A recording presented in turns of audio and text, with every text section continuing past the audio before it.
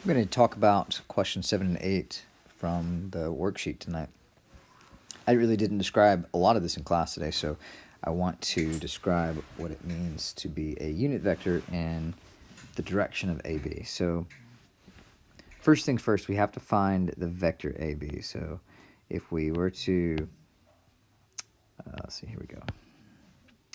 Vector AB would be, AB would look like this. Remember that if you're finding coordinates, if you have coordinates and you want to find the vector between them, you need to subtract the terminal point minus the initial point. So since the second letter is B, that means that B is the terminal. And then since A is the first point, this is my initial. If I can spell the word.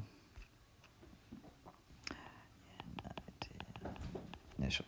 And so we're going to say -6 minus 4 and 10 minus 0. So this would give me the vector -10, 10. Simple as this. If I want to find a unit vector, I need to know the magnitude of the vector. And so we're going to do this next. So that will be the square root of -10 squared plus 10 squared, which is equal to the square root of 200. I'm not going to find the decimal. Totally not necessary. After that point, we are going to take the original vector and divide it by its magnitude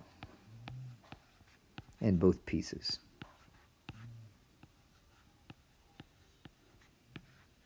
And this could be as a decimal, but it's just as easy for me to write it with a radical, and I'm going to leave it there.